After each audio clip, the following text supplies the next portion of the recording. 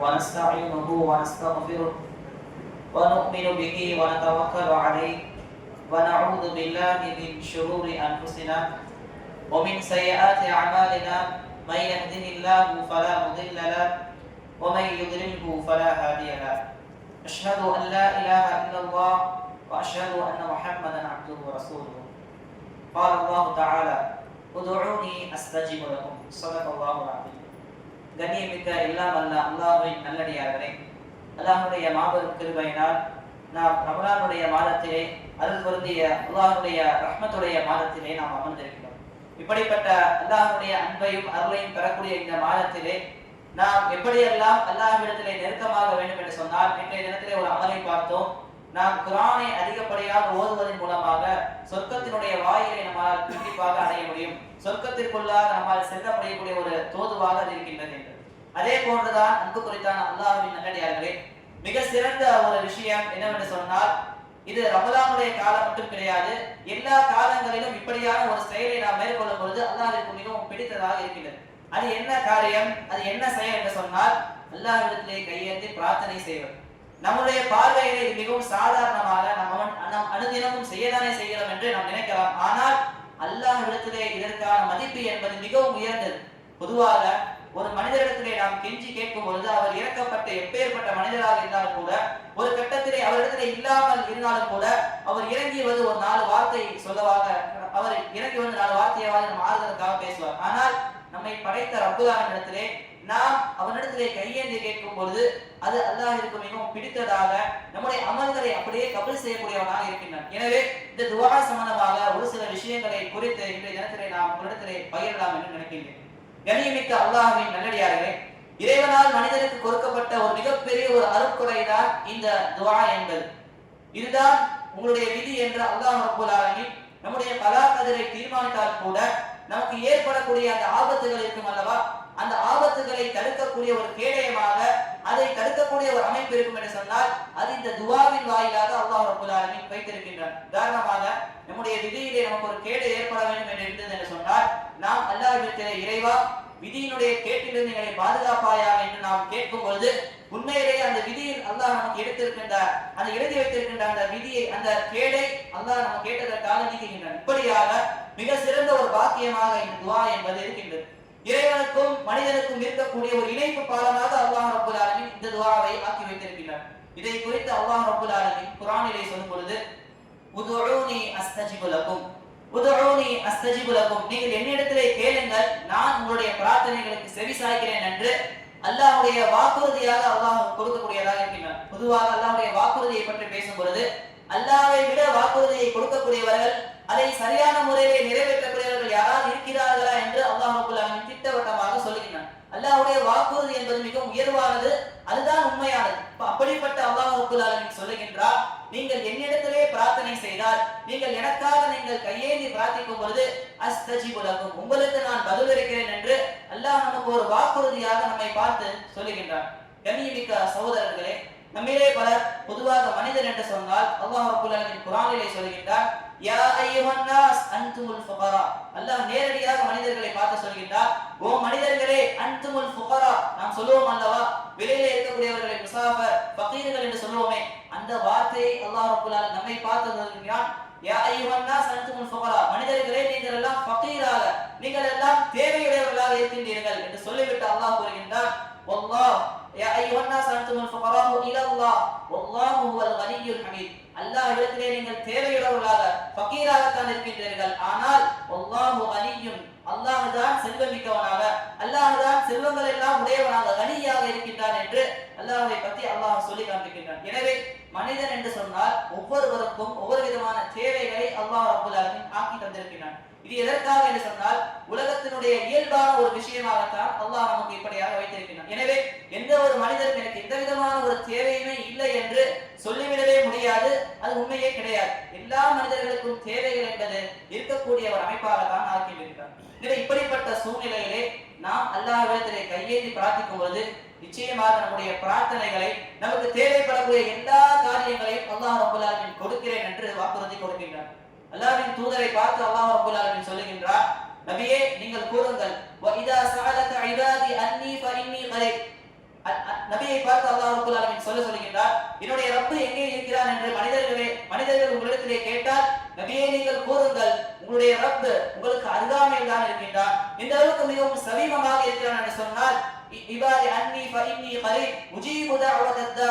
ஒருவேளை அடியான் அழைத்தான் என்று சொன்னால் அந்த அடியானுடைய அழைப்புக்கு அவன் செவி சாய்த்து அவற்றை நிறைவேற்றக்கூடிய மிகவும் சமீபமான முறையிலே அல்லாஹ் உங்களுக்கு இடத்திலே இருக்கிறான் என்று என்பதையெல்லாம் சொல்லி இருப்பதை நாம் பார்க்கிறோம். எனவே கண்ணியமிக்க அல்லாஹ்வின் நல்லடியார்களே, பொதுவாக தேவையுடைய மனிதர்களாகத்தான் நாம் இருக்கின்றோம். எனவே நமக்கு தேவைப்படக்கூடிய எல்லா காரியங்களையும் நாம் அல்லாஹ்விடத்திலே கையேந்தி கேட்கும் போது நிச்சயம் அதற்கு பதிலளிக்கப்படுகிறது என்பதை முதலாவதாக புரிந்து கொள்ளப்படுகிறது. கண்ணியமிக்க சகோதரர்களே, எப்படியெல்லாம் பதிலளிக்கப்படுகின்றது? நாம் அல்லாஹ்விடத்திலே கேட்கும் பொழுது அவற்றுக்கு அல்லாஹ் ரப்பல் ஆலமீன் எப்படியெல்லாம் பதிலளிப்பான் என்று சொன்னால் 3 வழிகளிலே அல்லாஹ் ரப்பல் ஆலமீன் நமக்கு பதிலளிக்கின்றார். ஒன்று, உடனடியாக நாம் கேட்ட மாத்திரத்திலே அல்லது சிறிது காலம் கழித்து அல்லாஹ் ரப்பல் ஆலமீன் நாம் கேட்கின்ற அந்த பிரார்த்தனையை நமக்காக அப்படியே நிகழ்த்தி கொடுப்பான், நமக்காக நிறைவேற்றுவான். அல்லது இரண்டாவதாக அல்லாஹ் என்ன செய்வான் என்று சொன்னால், நமக்கு ஏதாவது ஒரு ஆபத்து நேர இருக்கிறது என்று சொன்னால் நாம் கேட்ட பிரார்த்தனைக்காக அல்லாஹ் என்ன செய்வான் என்று சொன்னால், இந்த அடியார் என்னிடத்தில் இந்த விஷயத்தை குறித்து அவன் தேவையுடையவனாக கேட்டான், ஆனால் அவனுக்கு நான் என்ன செய்கிறேன் என்று சொன்னால் அவனுக்கு வரவிருக்கின்ற ஒரு மிகப்பெரிய ஒரு ஆபத்தை அதற்கு பகரமாக அந்த ஆபத்தை விட்டு அவனை நான் நீக்குகிறேன், எனவே அவனுடைய பிரார்த்தனைக்கு நான் இப்படியாக ஒரு பதிலளிக்கிறேன் என்று இரண்டாவதாக அவன் கேட்ட விஷயத்திற்கு பகரமாக அவனுக்கு வரவிருக்கின்ற அந்த ஆபத்தை தடுக்கின்றான்.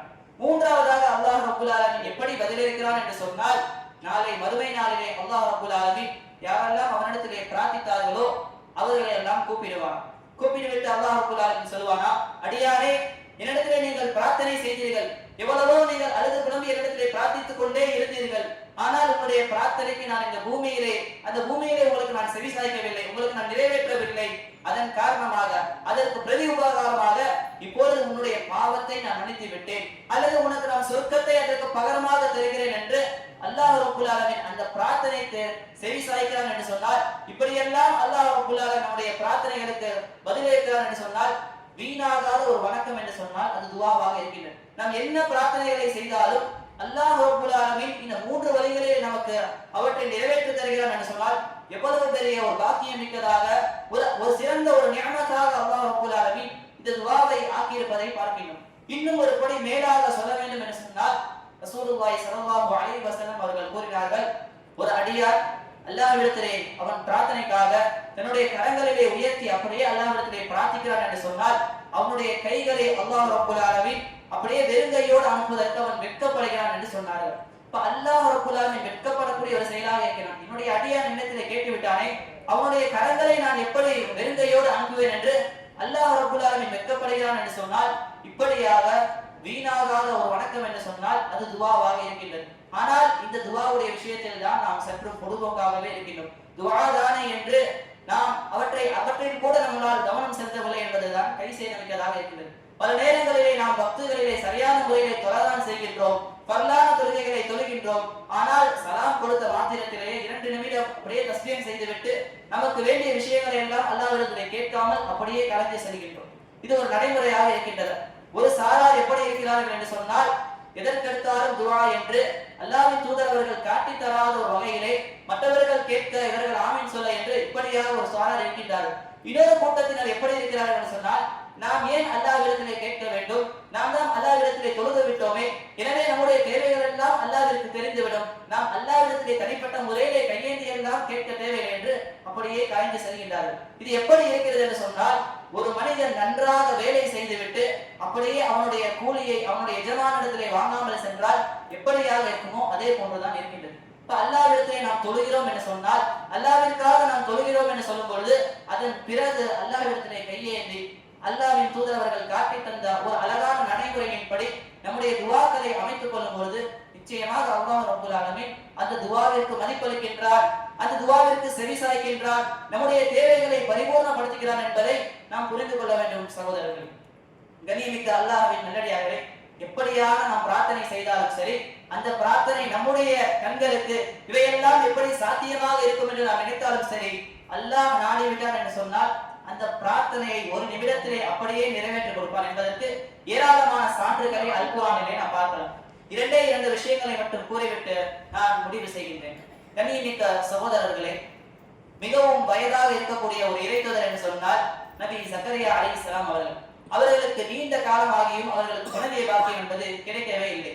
இப்படிப்பட்ட நபி ஜக்கரியா அவர்கள் மரியம் அவர்களை பராமரிக்கக்கூடிய ஒரு வேலையை பார்த்து கொண்டிருந்தார்கள்.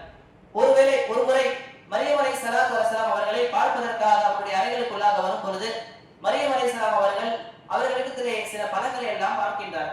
அப்ப ஜக்கரியா அவர்கள் கேட்கின்றார்கள், قال يا مريم أنى لك هذا, இந்த பழங்கள் எல்லாம் எப்படி உங்களுக்கு கிடைத்தது? ஏனென்றால் இந்த பழங்கள் எல்லாம் இந்த காலகட்டத்திலேயே கிடைக்காது. அதாவது ஒரு சில பழங்களை ஒரு சில அந்த பழங்களை அல்லாஹ் ரப்பல் ஆலமீன் எப்படி படைத்திருப்பார் என்று சொன்னால் சில சீசன்களில் தான் அந்த பழம் என்பது கிடைக்கும். உதாரணமாக நாம் விளங்க வேண்டும் என்று சொன்னால் மாம்பழத்தை எடுத்துக்கொண்டால் ஒரு சில சீசன்களில் தான் கிடைக்கும். அப்படியாக ஜக்கரியா அவர்கள் வினவுகிறார்கள், மரியமே, இந்த பழங்களை எல்லாம் இந்த சீசனில் கிடைக்கவே செய்யாது, அதுவும் உங்களுக்கு எப்படி கிடைத்தது, யார் கொடுத்தா என்று ஆச்சரியத்தோடு கேட்கின்றார்கள்.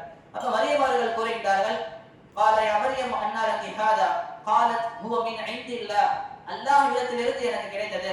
யர்சுகு மன் யஷாஉ பிகைரி ஹிசாப், அல்லாஹ் யாருக்கு நாடுகின்றானோ கணக்கின்றி அப்படியே ரிஸ்கை கொடுக்கின்றான் என்று அழகாக பதிலளித்தார்கள். அப்ப இதை பார்த்த ஜக்கரியா அவர்களுக்கு ஒரு நினைவு வருகின்றது, அல்லாஹ் நாடினால் எப்படியும் ரிஸ்கை கொடுப்பார், அல்லாஹ் நாடிவிட்டார் என்று சொன்னால் அவரிடத்திலே கேட்டு விட்டோம் என்று சொன்னால் எப்படியாகினும் சரி, நம்முடைய பார்வைகளுக்கு சாத்தியம் இல்லாமல் இருந்தாலும் சரி, அல்லாஹ் நம்முடைய வாழ்வாதாரத்தை சிறப்பாகவே அமைத்து கொடுப்பான் என்று அடுத்த வசனத்திலே அப்படியே அல்லாஹ் ரப்பல் ஆலமீன் சொல்லி காண்பிக்கின்றார்.